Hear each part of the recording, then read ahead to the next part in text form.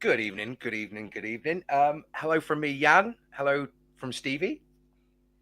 Hello. And hello from our newest wonderful addition, Corey. Thank you very much, Jan. Hello, everybody. Thank you for joining us. Hello, hello, hello. Thank you for joining us on Follow Everton Friday evening, which I'm assuming we're all getting our heads down and getting a really early night for 12:30 kickoff.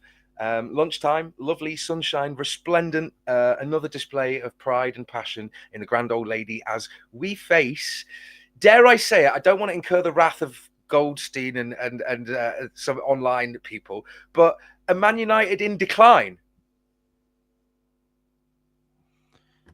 Well, the yes, stats show that they are. But yeah, Well, that's poorly. pretty conclusive, what I would lads. say is, yeah, it's a transition period for them, isn't it? It's a big, massive change in the formation that they're going for. Whereas we've had Moyes come in, who anyone who watched the potential managers to replace Dyche video that we did in December, January, we said that David Moyes, he's a continuation, isn't he, of what Dyche does? Not the same manager, certainly not, but they still play a certain style, same shape and things like that. Moyes is just 100 times the manager Dyche is, whereas Amorim is completely different. 3-5 at the back. I think they're not going to be like this forever. I think come the summer they'll swap things up. But yeah, they're a wounded animal, and let's kick them while they're down. Yeah, I mean, as Stevie said there, the stats really back it up. And I think for me, the point of view that I'm coming from, you guys get your perspectives in, obviously, and everyone get your comments in there about this.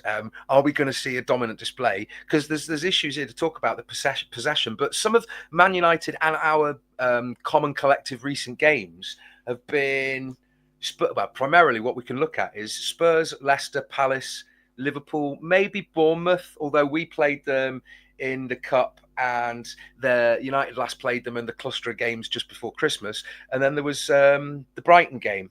And if you look at those collectively, you know, there's a huge gulf in goals scored, goals conceded, points on the board, and the trajectory and, you know, the recency of those games. So, I mean, I guess I've just opened a can of worms there. But guys, like, do you want to not see some kick-ass in response to the game back in December? 100%, yeah. I think we need to stick it to him, don't we? I don't think it's gonna. I think we're gonna be counter-attacking, but let's just kick, like I said, kick them all down. Let's go for it. Let's go for 3-0 or something like that this week. I mean, you say kick them while they're down and stuff, or we're going to counter-attack. And it's funny you should say that, because in both of the Bournemouth games, funnily enough, it just goes to show you that possession means nothing, because we had 58% and lost 2-0. United had 60% and lost 3-0. Yeah, that's it. I mean, Bournemouth play that kind of game, don't they? They're really good on the transition, and I think that's where United is at their weakest. I think that's where we can take advantage of them. The players aren't used to the positions that they play. Certainly, the back three are poor. There's a lot of space in the central midfield, so we can hit them. I mean, did you see the news this week? Did you see the news this week about Delete? I think obviously doing some press thing, and, you know, big club, big marquee signing kind of player. So they're always going to look for sound bites. It's a Jamie Tart at Richmond sort of scenario. But what is it? You know, he came out something earlier this week about the world-class pressure and the something going on at United that he didn't quite. It seemed like they're sowing the seeds of discontent, either because there's some pushback about what's happening at United, it's just not good enough, or is it just for the drama of, oh, United even in decline, they're this sleeping monster, and the resurgence of Moyes is, you know, I don't know. Is it all for the TV spectacle, the narrative? Or, I mean, how confident are you that really there is a genuine unsettled atmosphere at United? Because bearing in mind that Amorim just days ago said there are more problems than solutions. He's not wrong. There's loads. Guys, I know we're talking about how they're on a decline, and I thought I'd pull this up. This is Man United's last 10 games. Yes. Because I think the stats don't lie, do they? They have won 3. It's inconsistent. They are a mixed bag. But I mean, look, they're just not scoring goals. That's the problem. They have injury worries. They have a fan base that's probably massively divided from the players, which we know all about that from the last 3 or 4 years, where we've had managers that haven't quite, that haven't always aligned with the players. and the fans in terms of their philosophy and their unity, which we're definitely seeing with Moyes, but we're not necessarily experienced with in the last few managers.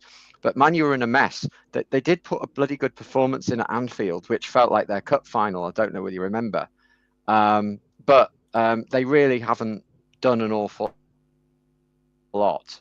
And I thought it was only a matter of time, personally, guys, before Amorim was going to be removed, because I was wondering, oh, how long are they going to give it? But the United fans that I'm talking to, which are within my family, and just friends, because there are a lot of Man United fans about, is that they're quite shying away from talking about their team, is that they are going to give it, generally they want to give it time, project, but we know that time is not something you always get, and this is Man United, so there's only so long you're going to get. They lost obviously to Spurs are very weak in the battle for 15th cup final that we're part of, actually. I'm proud that we're part of that. I'm not part of the battle for the 19th. But if you look at these, but the issue games, is though.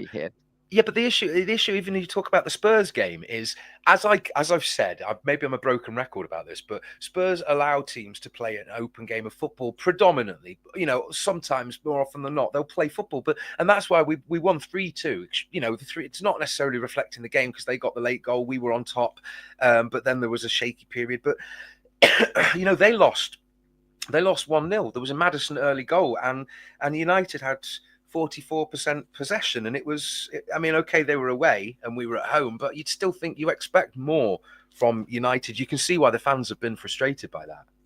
Well, you look at the last games, Jan, they're pretty much 50-50 possession wise, 52.7% average. So they're not dominating possession. This is not the Man United of old, and it's a long time ago that we could even put that into the conversation. But look here, you go back and they've had defeats. They lost to Bournemouth at home. It's the home defeats that would hurt. The home form has been awful. I mean, well, with that in mind, 3-0 loss. Well, you say that. Newcastle 2-0 loss. Yeah. Brighton 3-1 loss. And we were away at Brighton and we managed to eke out that 1-0. We ground out with the Ndiaye penalty. I mean, arguably, I'm going to say we're going to miss Ndiaye. If this was us, guys, I would say this isn't good. I would say this isn't good enough, Corey. What do you think? If this was our form? Yeah, I mean, to be honest, based on where we were at the start of the season, it would have been an improvement. But yeah, it is. It's poor. What I would say is 6 losses in 10. Yeah, and it's for the team of Manchester United size as well. But and like we touched on a couple of minutes ago, they are a team in transition. They are ripping up the book, and they're starting again, completely different blueprints. So that's why the fans are going to give them a bit of time. And to be fair, it's quite nice to see a team give a manager time as well to implement what he thinks he can do, because he is a good manager, Amorim. It's a very good set of tactics, very modern. A lot of teams are using this, and it's been successful. He just doesn't have the players for it. He doesn't have players to play in a back three. He doesn't have a. You say that. Sorry, I was just going to add to that. But we've recently seen on Sky Sports and Media, we've seen this criticism of or basically the lack of faith or the lack of ability to fit into the system of Casemiro, a pivotal player who's been a mainstay of I mean, sometimes he's been one of the players that have dragged United through. Like when Ronaldo was back there and was banging in a few goals, and you thought, this isn't the United, but there's still some ghosts. Do you know what I'm trying to get at there? I think like Casemiro, he's look, he's an illustrious career, fantastic. When he first come to United, he was brilliant, bit of a Rolls Royce central midfielder, but the pace of the Premier League is just too much, and it's really caught him, and he really struggles. I'm surprised that they haven't made more signings in regards to that. Bringing Ugarte in, it's probably not the guy you bring in as 2 and a 5, and they've got no mobility in that central midfield. There is a transitional period, and that's what we need to take advantage of, because I reckon come next season they're probably going to be a little bit better, have the system in place that they want, but we need to take advantage of this now, while they've got players who are probably ill-suited to the positions, who are learning the role still, and while they're hating and while they're struggling a little bit, we've got that consistency, we've got that belief, and we've certainly got the energy, especially in the central areas, to cause a bit of damage to this Manchester United team. I mean, now, how much do you think we need to focus on ourselves over them? Because are we going to change our tact regardless of who's coming to town tomorrow? Yes, it's a big game, as they all are, coming towards the end of our tenure at Goodison, which, it's kind of bittersweet. Like, we're playing Man United at home. This was been like the fixture, if not the top 2 fixture of the year. Yeah, it feels like a little bit like another fixture. I think made by the fact that it's an earlier kickoff as well. Well, no, I but mean, not going to change, are we? We haven't got much in the selection box. With the dairy milks, with all the toffees, we haven't got anything really to choose from, unless you want to speak to Cadbury's. It's the Core, or you've got the new guy, and we haven't got the choices to make. So how much are we even bothered about what they're going to do? I'm sure he'll have his tactics up on the board. Moyes knows Man U like no one else. Go on, Jan. Yeah, but you say that, and there's a clear ability in Everton to fight the fact that we had a 2-2 draw against the same result as United. Admittedly, theirs was at Anfield, but they had like 10 or 15% more possession than us. And we managed to grind that game out and fight to the last, which is something that we haven't had. And yet you look at United now and their heads go down. They don't have that resilience. They don't have that, as in, you'd almost think they're 2 goals down, but you can never write them off. They've lost that what has gone from one Manchester postcode to another. Because City, even when they were champion and resplendent, they didn't have that resilience. Now they've got that resilience, and United seem to be lacking it. Yeah, I do think it's a case of, like you said, their confidence is completely shot. I think it's completely destroyed by Ten Hag. I don't know if Amorim's done the correct job at the moment. Obviously, he's shifted out the likes of Rashford and that. So he's already identified what you'd call bad apples. But I think people are saying that in the comments. Yeah, it's a lack of maybe a lack of cohesiveness, intuition, team spirit, collectiveness. They don't know how to play players' strengths. So do you think that they're trying to fit players, or he's going to try and fit players into a system? Much like maybe Dyche or Moyes says, I don't know. Is he moulding the players to the system and not yet had the opportunity to get in the players that he wanted? That's exactly what it is. Casemiro is not a midfield 2 in a 5. They've been playing Diego Dallo as a left wing back, which he's done all right, to be fair. He is quite versatile playing on that, playing more as an inverted role. I think the back 3, Lisandro Martinez, he could probably play as a back 3. Harry Maguire doesn't have the mobility to play in a back 3. De Ligt, if you'd asked me about 3 years ago, I would have said he'd be great for a back 3, but I don't think he's got that kind of mobility as well. So I just don't think he's got the players for the system. He's not going to negate what he's doing. The reason he's been brought in as early as he has been brought in is because they want to give him time. They know that they're going to do nothing this season. They'll just put all their efforts into the cups, into Europe and the FA Cup. So they'll put all the efforts into that, and then the rest of the season is whatever players he wants to keep. Getting used to the system that he plays. And that's where they've struggled, and that's probably why the United fans are aware and giving him the time. I mean, the thing is, though, you look at that squad, right? Okay, Onana, great keeper. Maguire, people have criticised him, but he's had an illustrious career. Delete is a promise. I could go through. There are clearly players of quality and promise and prospect there. But that team does not, and the bench does not reflect the United were in decline when they were signing players towards the end of their contracts, the Zlatan Ibrahimovic's, and they weren't getting the class of '92 caliber, because now this isn't the standard of United that had Premier League titles: United, Arsenal, United, Chelsea, United, City, United. This isn't the United that. Look at where they are in the table, and you look at those players and. To me, it's almost. I'm not going to compare the quality and the standard of players, but to me, it's like looking at a little bit like looking at Everton over the past few years of what's happening there. And I mean, I hope we smash them tomorrow, but my heart goes out to United for what's happening. I can understand the fans' frustration. It must be. I think it's even on a bigger scale, really, because we're a massive club, but they're on a global fan base level, really. That's quite hard to imagine what they're going through. It is similar, and the league position suggests that as well. We're a place above them after the mess we've been in. those sides like Spurs, West Ham, and United must be looking at Everton going, how on earth are we as bad as they were? I've managed to source the referee. It's Mr. Madley. He's given out a few yellows, but so have they all. I just think that we need to just play the game we've been playing for the last few games. If we combat the problem that I've got with these 12:30 kickoffs is it can be flat in atmosphere, and it shouldn't be.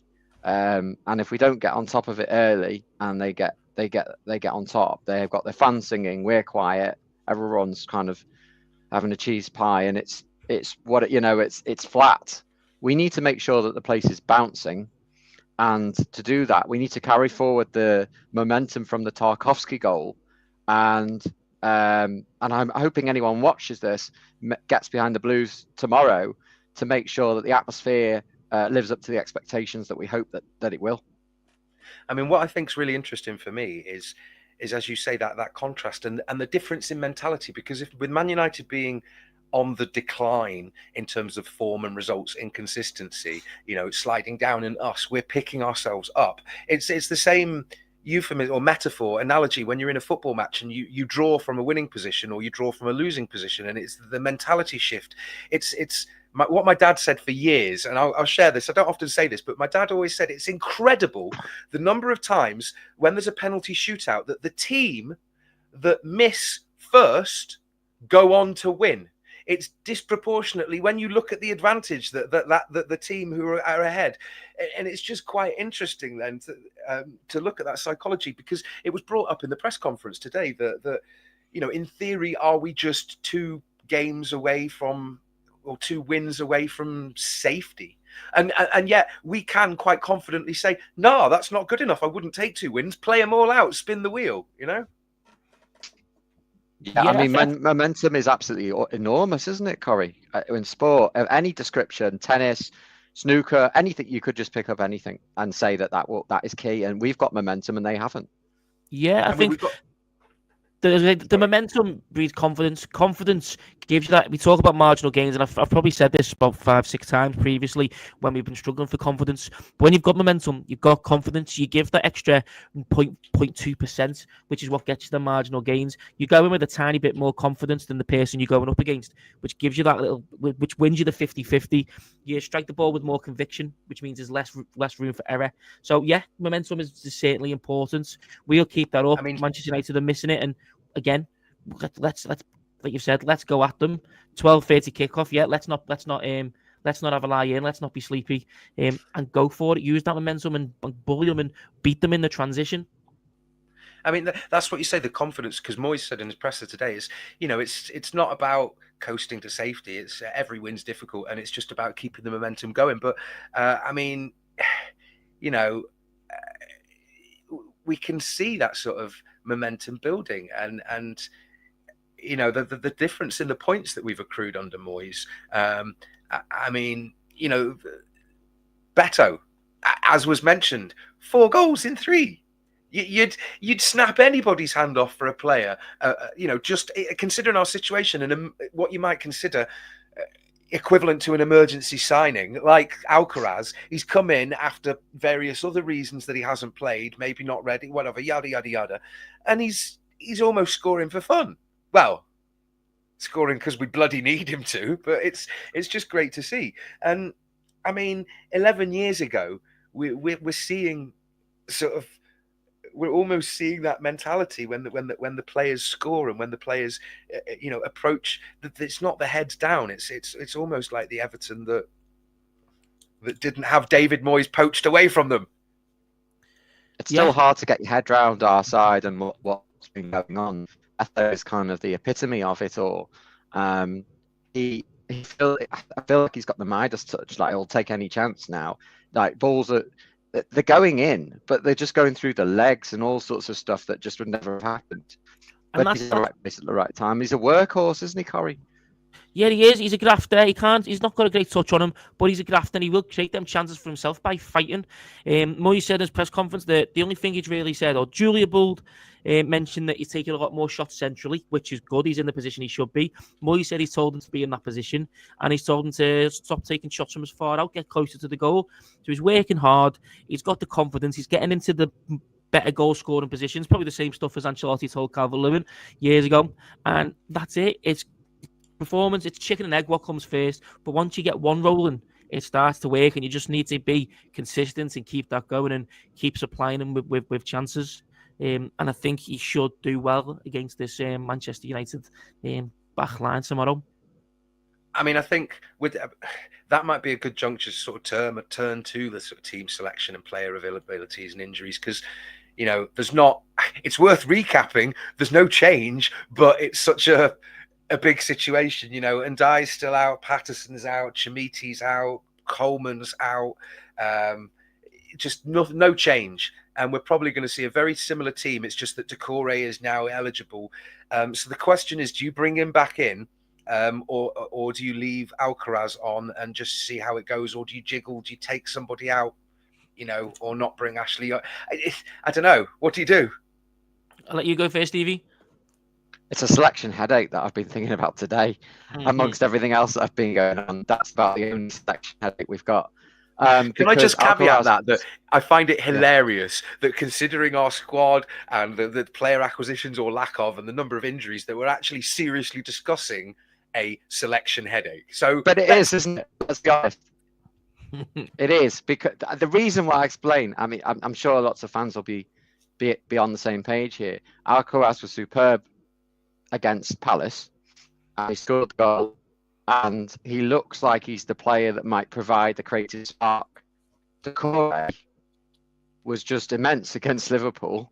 Yes, and obviously he went off and did things that he might not be proud of, the club might be proud of, but some fans might be proud of, depending on how you view the ends, because they were singing "You Never Walk Alone" before Doucouré went over and got himself into loads of problems. But Doucouré showed immense passion, brilliant ability to connect the midfield with Beto. He looked like he was a man on a mission throughout, and so it is a headache for that reason. Sorry. Me, it's less of a headache for me. I think Alcaraz starts tomorrow. Wormy Spoons in the comments there. He got a goal, he got an assist in one game. I think you've got to reward that kind of form with another start. So if you're 50-50, the guy who scored a goal and assist in the previous game, that's who I'd go for. So that's who I go for. I think he's got the ability. He'll drop into that hole. He adds another dimension to attacking. Without Ndiaye, we need a bit more creativity, and I think we can rely on Alcaraz to at least fill that hole temporarily. He's a bit different, isn't he, as a style of player? Look, you can always change it. It's the intuitiveness, that it's the attacking, it's the hunger that he brings to the game. But I tell you what, that is a spicy take, Corey, because I was thinking that from based on the comments that we've seen in the recent presses about acquiring Alcaraz and not necessarily being at the standard, and he wasn't insulting, he was being honest. And the guy, you have to be honest with people, and people have to be honest with themselves about their ability, their ambition, what they can and can't do, what they want. Absolutely. Now, it may well be that he might revert to a sort of super sub impact role, because you've got to be careful against United. The caliber of players and the experience that they've got. It could be that we fall foul of that naivety of giving away and letting them, the little elements of game management where you win fouls and you get. Do you know what I'm trying to say? And based on again, I'm not making sweeping statements, although I am, the nature of the game, like you compare Premier League to League Two, or the nature of the game that he's played and what he brought when he came to Southampton. He's been over in South America. It's a different style of game, and I'm not making it one good, one bad. It's just a different style of game. And that's all I'll say with a 10-foot barge pole, Yeah, but what I'd say is he brings the energy that Doucouré brings, but he's got that ability to go forward. One thing I'll say as well is Manchester United, a lot of their struggles in defence is, I've mentioned, in the transition. If you lose the ball, they're at 6s and 7s because the players aren't used to the position that they're in. So their recovery from that position, they struggle quite a bit in it. If you look at the games We saw that against Brighton, I think. Yeah, and even against Spurs, it happened a few times. He could have scored more than one goal. So if you've got a player like Alcaraz who you win the ball because he'll have the energy to win it, but he's got you see what happened against Palace. He'll break. He can find a man with his pass, which the Corey doesn't really have as much ability in doing that. There's a lot more chance for us to score in my eyes by playing Alcaraz than Decore tactically as well. The other thing I would say as well is when United away from home, if you look at the graphic that you shown earlier, the vast majority of their wins or draws with their positive results, they've got less than 50% possession, usually away from home, because that's how they set up. So again, we need somebody. That's not a positive, assertive style of football, really, is it? It doesn't demonstrate confidence in the team or tactics. But what I'm saying is, away from home, they will look to catch you on the counter attack. Wayne Spoons mentioned it earlier as well, that they play counter attacking football at the moment, especially away from home. I do think they'll probably have more possession here because we are a team, even under David Moyes, we're a team who likes to secede possession and play on the counter ourselves. So I can see it being maybe 52, 53, 54 United, on us having 44 to 47. We will use the counter attack there. We will press them high up and we will try and break them on the transition. Alcaraz can help defending their counter attack because his ability on the ball is better than Decore, and he'll be better in the transition against them on the attack. That's how I think the game will go, and I think that's how we'll get our success. I mean, I just think it'd be very interesting to see whether we play a more sort of physical game or whether we try to play a more footballing game. Because, you know, United, as you say, United are going to be away. You should look at our form and say, okay, Moyes' come home. I don't know what more to say. For anyone, I don't know, maybe we'll just briefly go over the press conference, and it might be a good way. Maybe we'll just get away from the football, because we've talked a lot about United, and really, sorry, but, because I think it's a ripe opportunity to we're at home, 3 points from a wounded United. But just the press conference was... There's as I say, night and day, not just on the pitch but off the pitch, and how Moyes is talking about it, the attitude in the staff. I mean, certainly the excitement around Bramley Moore, but then he made a few statements about what was it? We've got a bill to pay in the summer, but then we'll move on from there. About financial, PSR and the like. And I just thought that he's a lot more. At first we found it amusing, the crypticness and the sort of the comments of Sean Dyche, but there's an authenticity to David Moyes that you just cannot replicate. You can't misinterpret. You can't misrepresent. And to me, I don't know whether you guys have thoughts about that. Did you both watch the presser? Because I did, yeah. He seems warmer than he did years ago, because sometimes he would give cold, aloof kind of responses to the press, but he's a lot warmer now. I think it comes from experience. He's a lot more confident in himself and the way he probably manages, and the fact he's back at Everton, everyone knows what to expect from him, so there's no point in trying to hide it. But doing well, so again, there's no need for him to get that. So I actually appreciate his press conferences a lot more now than I did before he left. They seem a lot warmer. He seems at home, doesn't he? He seems happy.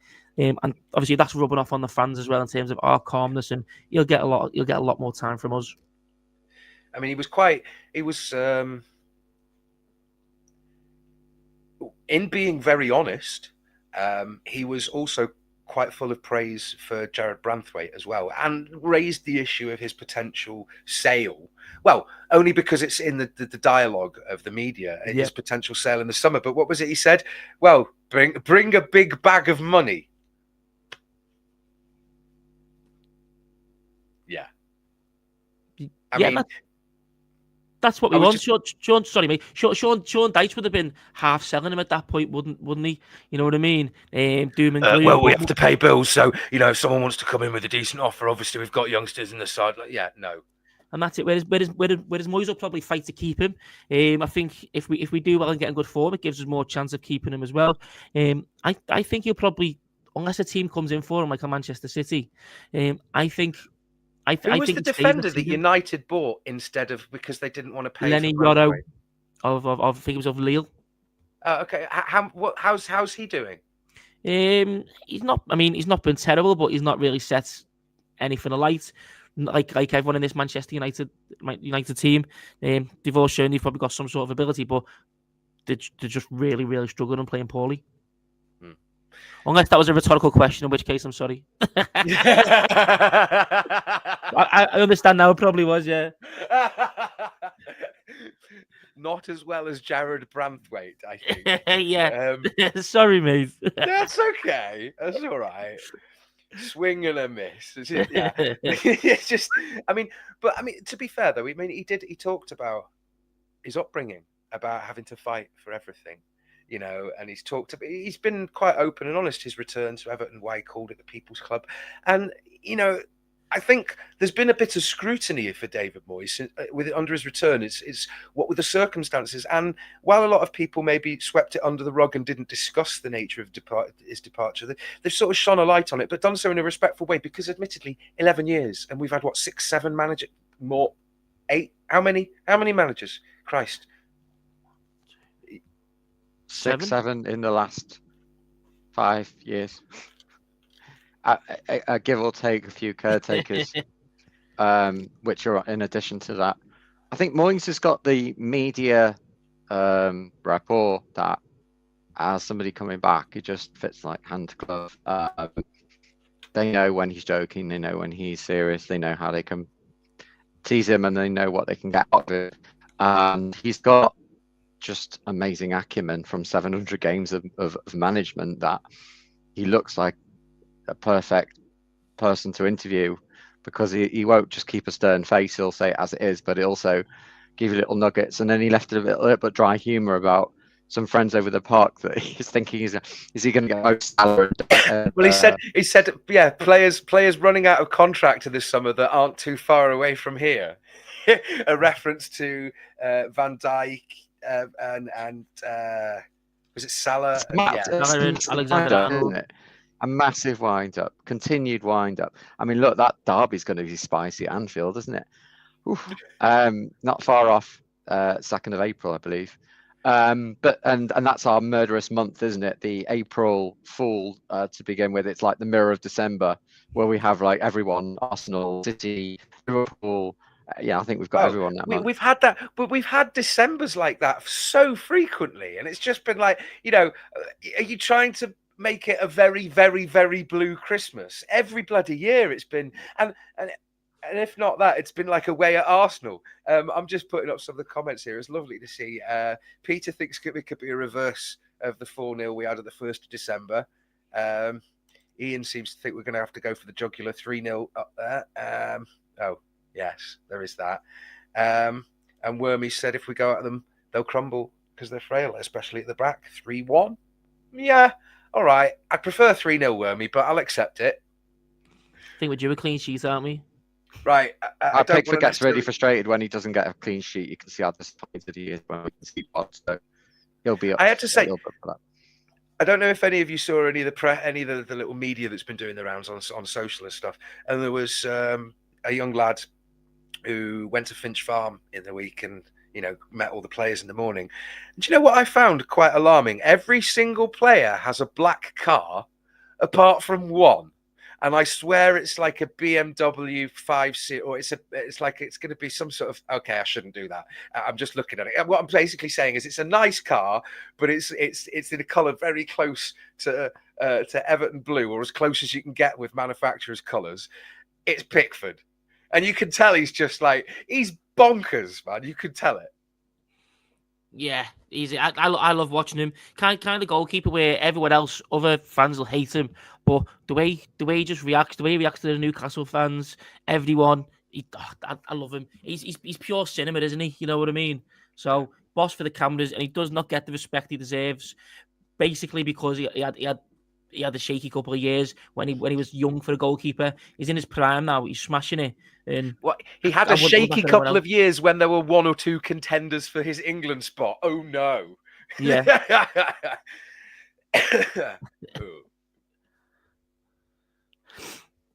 Disagree with that, Charlie Brown, lad. I would as well. Charlie seems to think, I'm not sure what this is. I don't know if I want to get it up, but Pickford isn't very good. I mean, the statistics would suggest otherwise a little bit. He's been, as has been credited in news things, there were times when he was single-handedly stopping us from hemorrhaging goals and the saves he was making and keeping us on the line, rescuing points. He's been a lifesaver. I've been terrified the last few years that he'd leave, quite understandably, for Champions League football or something like that. And I thought we'd never replace him, and that would be the true decline, and it would be the final nail in the Everton coffin. Genuinely. Yeah, I think without him, we'd certainly be playing lower tier football. We wouldn't be in the Premier League. They wanted the save where he just stuck down the middle for the penalty for James Maddison against Leicester. We stayed up over them, and it was 2 points difference. If they'd have scored that and won, we'd have been down. Do you know what? I don't necessarily want to make a false equivalence or comparison here. Maybe Evertonians who've seen this will know what I mean, but there are times when you can see that Pickford cares in his own way, in the same way that when he gets so pissed off or he's screaming or he's doing this, it's the same as Southall in the late 80s and early 90s, or when he sat down in the goalkeeper. It's just the way that you could see. It's like, I demand better, and it's lovely to see. Well, he certainly screams at his back line the way Neville used to. So on that note, lads, I mean, do you think there's anything big to report? We've seen, I think Stevie very kindly put up the United predicted 11. I think it's a waste of time and purely academic to quibble over the Everton 11. We've discussed Doucouré, Alcaraz, Beto up front. What else? Tarkowski, Branthwaite, O'Brien, Mikolenko. Surprise. There's absolutely no change in that team other than is it Alcaraz or is it Doucouré? That's the only thing I can think of. If there's going to be any kind of change, if that's the only thing we should really be discussing, because we don't have anyone else. I wasn't comparing. Just out of things here. This is.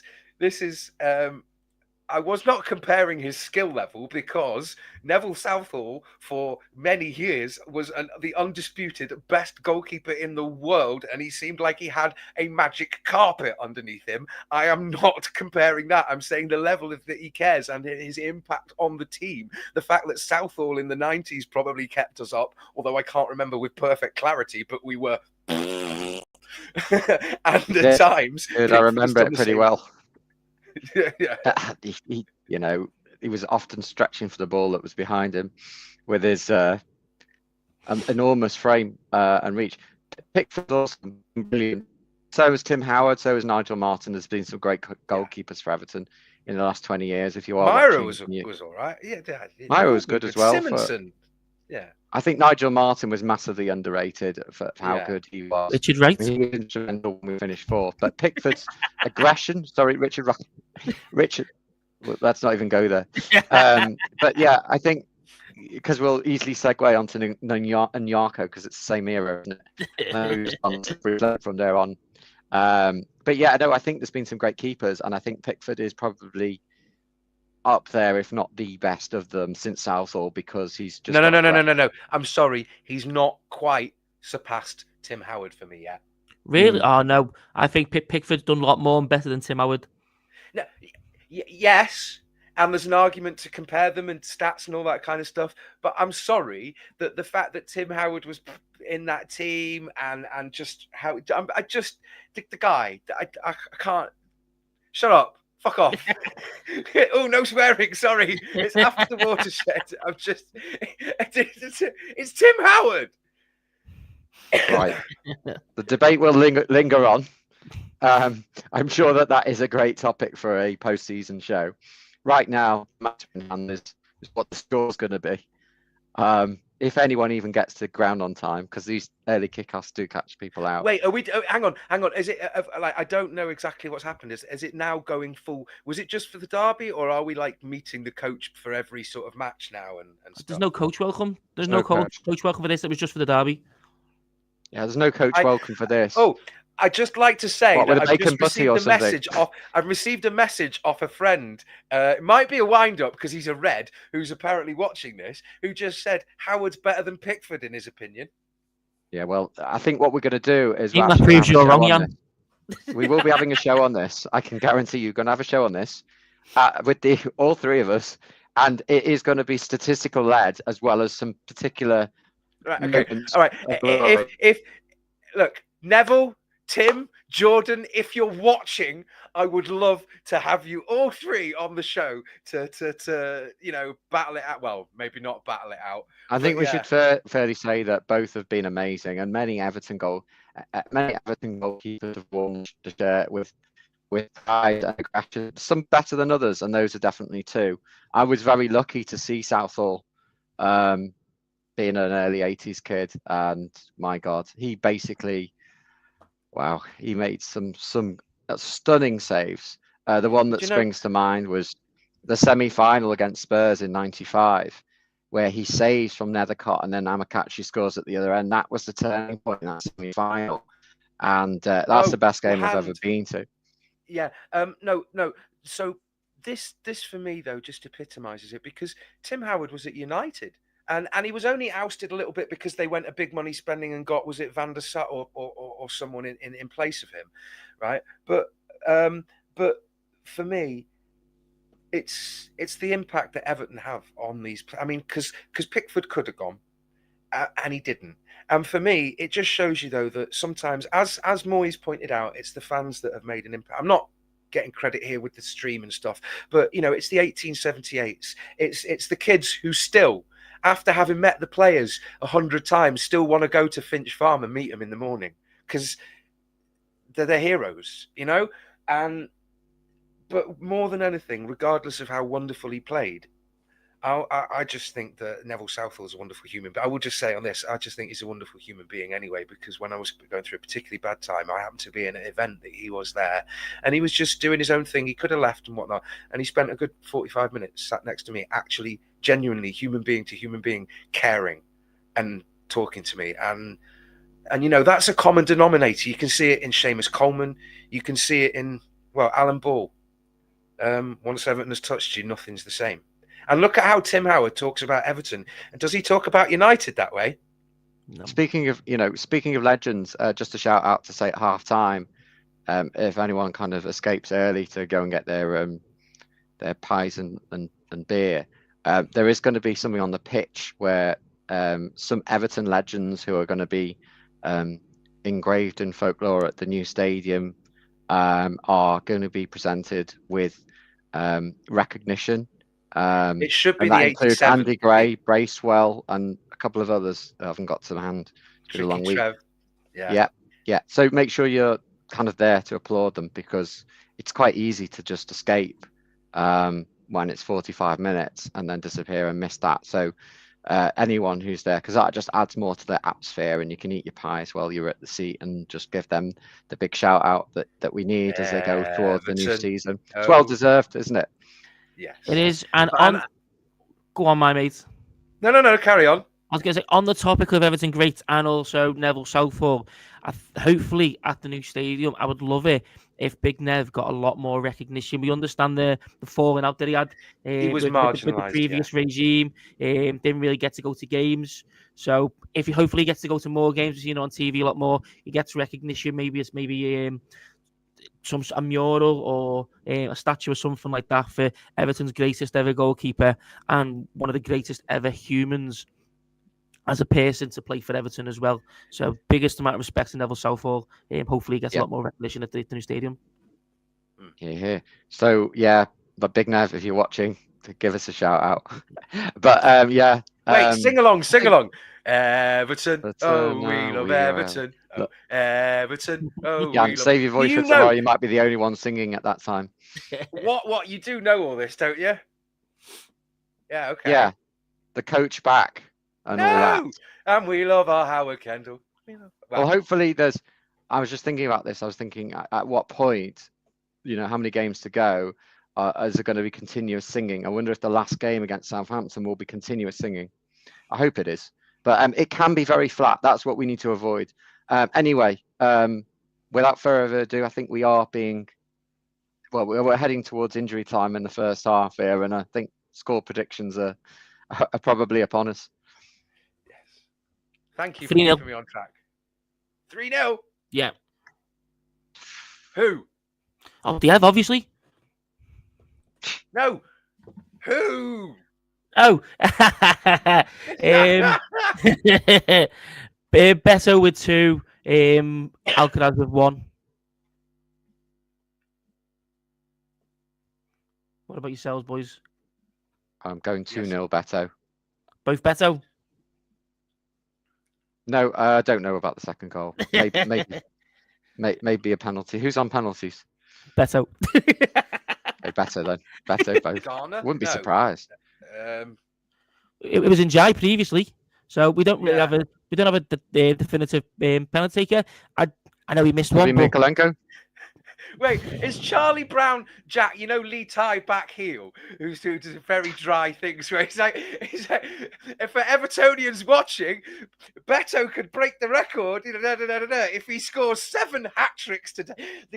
Sometimes the guy puts out hilarious tweet. I love him. He's so fucking funny. We need that. There's too much bad stuff in the world. We need humour.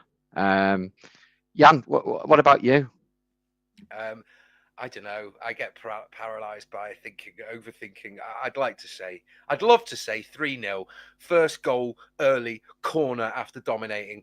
Jared Branthwaite heads it home. Algie like that, United, yeah. And then resplendent. We're on the up and up and up. Don't get the second goal before half time. United come out because this is more demoralising. We come out, start the second half, bang, another goal. Their heads are down. We're on top for the second half, and then eventually, I don't know, Alcaraz comes on, and it's a beautiful 1-2. Jack Harrison actually beats 4 men, passes it to Charlie Alcaraz on the edge of the box, who smashes it in 3-0. Goodison Park erupts. Amorim gets sacked, and we have a parade for David Moyes. I don't fucking know. If he gets sacked, they might want Moyes, so we've got to be careful. Anyway, get Martinez back in. Yeah, definitely looking forward to the game. Taking my little boy tomorrow. It'll be his second game, courtesy of you, Jan, as well. So thank you very much for that. Curry, you're feeling a little bit better after that ankle, for those that were kind of asking, because you had really bad. No, me toe, yeah. If anyone's seen me moving a little bit gingerly during the stream, it's because I'm in a lot of pain still. So that's why if I look a bit dodgy, that's why I look rough as well. I promise you I'm a lot more beautiful than this. Well, you did promise your missus a lot of special things over Valentine's Day, didn't you? So what can I say? I'm a broken man. Oh, sorry, are we lowering the tone? It's all euphemism. It's fine. Jan's taking himself out the stream, and I don't want to end it on that note, but it does leave us to kind of bring the show to a conclusion today. We will be live, I think, pre-match tomorrow, and of course post-match. I'm sure Jan's going to be here to close off. I'll let you do the duties, but I was just explaining that we are going to be live before and after the game, as always. Win, lose or draw, that's just what we do, and believe me, we've seen plenty of defeats, but we're kind of reveling in the fact that we've picked up a little bit of what we call form, and playing not just for the shirt, but actually for the fans and for everyone at the club. Really, it's really good to see. So yeah, just to say thank you for everyone watching today and watching across the weekend and up until kickoff tomorrow. But we will be live both before and after. And do keep liking. Even if you're a subscriber, liking helps us kind of come up in the algorithm. So make sure wherever you're watching, whether it's X, the Book of Face, or anything like YouTube, make sure you get over to YouTube, like us, and then subscribe, tell your mates and all that, and that helps us kind of generate more followers, and we grow from there. That's it. Fantastic. Thank you, everybody. Up the Toffees. Let's have the Manx. Yeah. Thank you very much. I'll leave it to you, Stevie. I think I got booted.